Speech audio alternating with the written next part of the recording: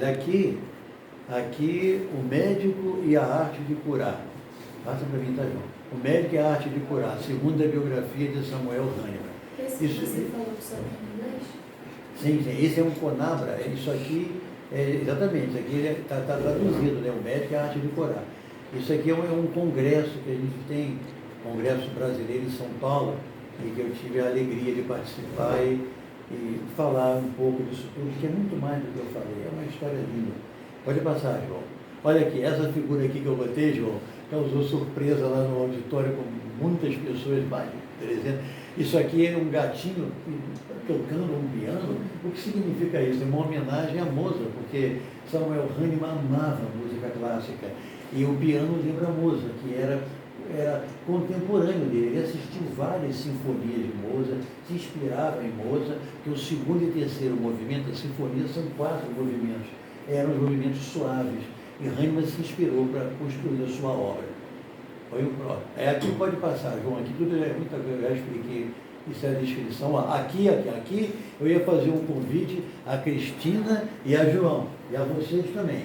Isso aqui é o restaurante Hahnemann, lá na cidade de Kutens, aqui onde Samuel Hahnemann morava aqui e atendia aqui embaixo, lá, aqui era onde ele atendia. O restaurante está lá, então vocês estão convidados a ir no restaurante, estão convidados. Comer salsichão e chocolate. Olha, está vendo? Está convidado, hein, para ir lá.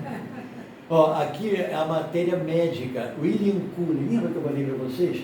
Que ele, ao ler essa matéria médica de Cullen sobre a quina, ele descobriu a lei dos semelhantes e aqui inicia a homeopatia.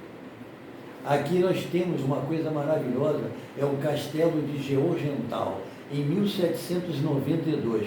2 anos depois que ele descobriu a quina e começou a homeopatia, sem emprego nenhum, surgiu esse emprego nesse sanatório que um duque de Gotha, por motivos políticos, né, ele transformou um castelo de caça em um sanatório e precisava de um diretor. E Hahnemann foi indicado, ele foi muito feliz para lá, o diretor de um sanatório, e ele foi para lá. Quando chegou lá, só tinha um paciente, um Klockenbrink, olha lá o nome dele, Klockenbrink. Klockenbrink era um alto oficial da polícia alemã que foi muito insultado, ofendido de maneira injusta por um jornalista da época. E ele surtou, ficou totalmente surtado, agressivo. Aí era amarrado em correntes. Então levaram ele para esse local, para Samuel Hahnemann cuidar dele. E qual é a surpresa? Hahnemann chega, vê aquele homem ferido, acorrentado, sujo, e ele fala, não, soltem as correntes. Aí os guardas, não só tem certeza disso? Tem certeza disso? Tenho certeza, pode soltá-lo. E quando soltaram, eu sou o diretor, tem uma e eu sou o diretor, soltaram o homem, João, um acesso de fúria, destruiu os pianos, destruiu a casa toda, arrebentou tudo, começou a querer morder as pessoas em volta. Aí vem na mente de Hahnemann, Hahnemann com o tempo conversa com esse homem, ouve esse homem e começa a administrar o quê?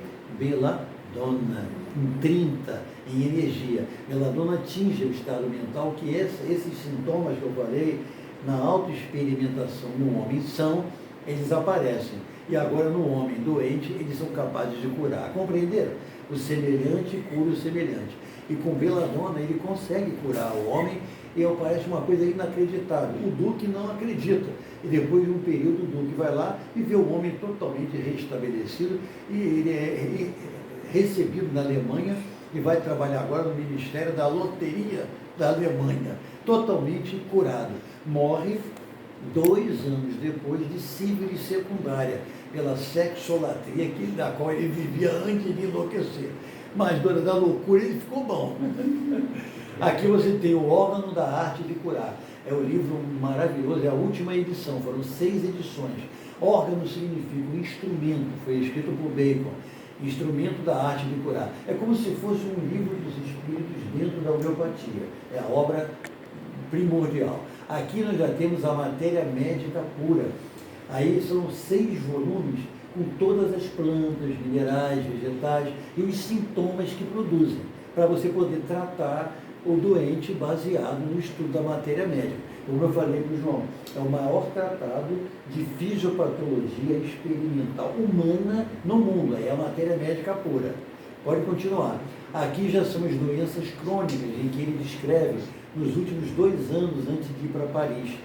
Ele foi em 1830, de 1828 a 1830, ele escreve 5 volumes de doenças crônicas.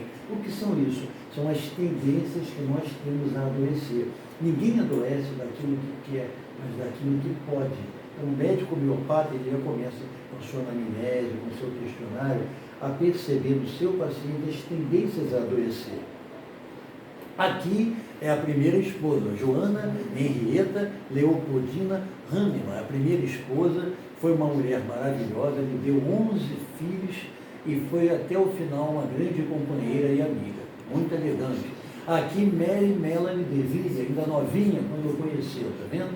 A segunda esposa. Aqui já é Mary Melanie, 3 anos antes de desencarnar, estava com 75 anos, já era uma senhora com bastante idade, mas já utilizava homeopatia, tinha conhecimento de homeopatia. Aqui o galã, João, é o Hahnemann novo, Samuel Hahnemann novo, olha que galã, está vendo como é que é o Samuel Hahnemann, olha aí, está vendo? Vamos lá, está vendo? Tem aqui um elogio. Aqui nós temos, isso é muito lindo, a maleta, olha só, João, o que vem na minha mente que eu nunca li em lugar nenhum, mas eu divido com vocês. Essa maleta, com todos os remedinhos, está vendo os glóbulos que ele levava, e havia uma estrela de 8 pontas. Se a gente pensar bem, eu não li isso em livro nenhum.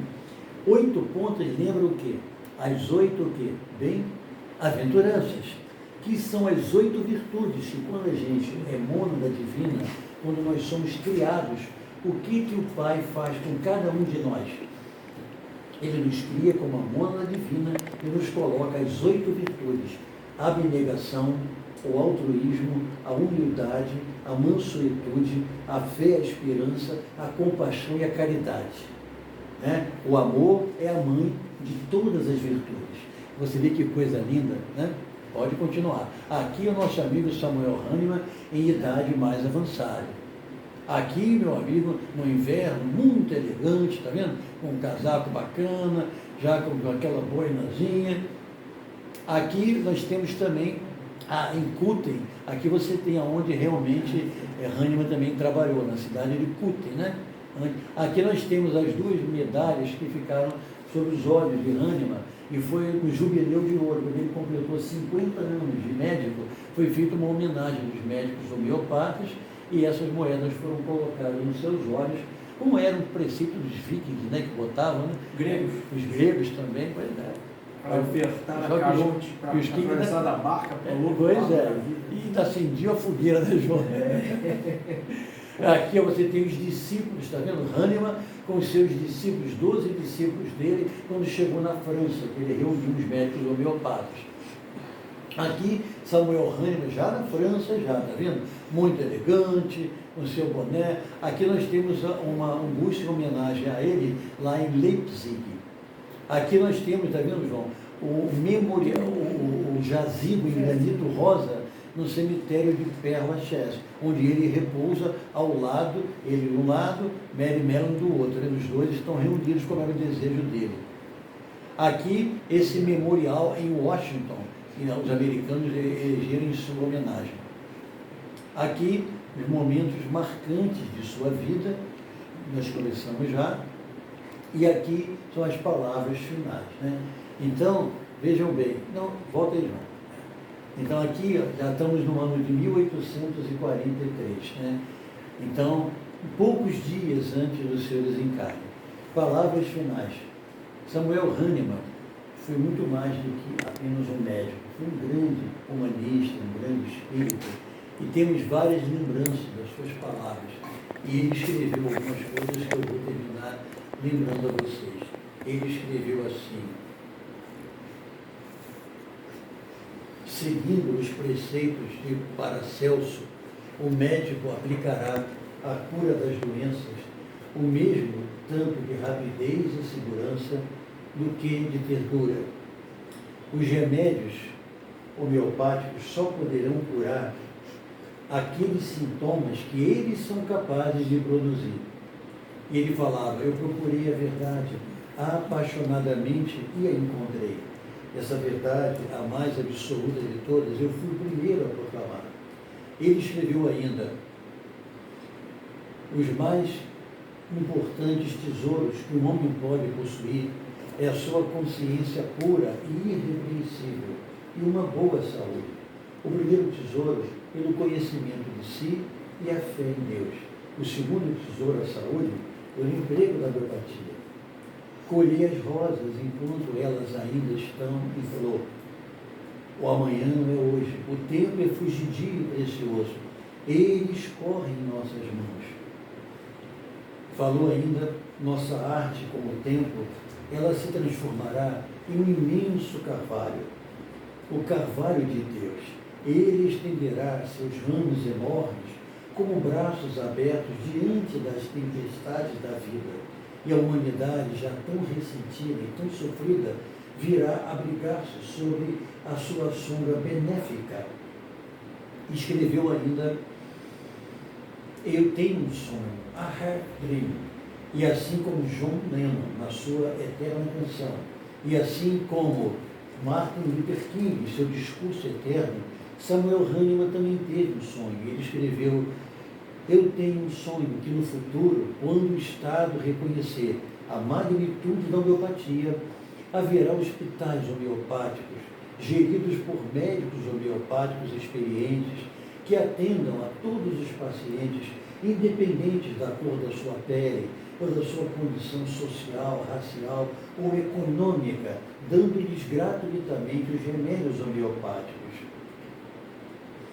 E estando para desencarnar, Hahnemann então olha o passado, olha o futuro e deixa essas palavras finais que para nós sobreviveram como pérolas no coração. E ele escreve então, a verdade é eterna, como a própria divindade. E ainda que os homens tentem negligenciá-la, dia virá em que a homeopatia surgirá no firmamento como um imenso raio de luz a atravessar as nuvens da ignorância, do orgulho, da incompreensão. Atingirá então o seio da terra e penetrará o coração dos homens como um punhal de luz, levando-lhes alegria, saúde, felicidade, com uma claridade tão infinita que nada poderá apagar. Christian Frederick Samuel Hahnemann, Prolegômenos 30, página 58, um pouco antes do seu desencarne. Beleza. Muito obrigado a todos. Maravilha, meu querido.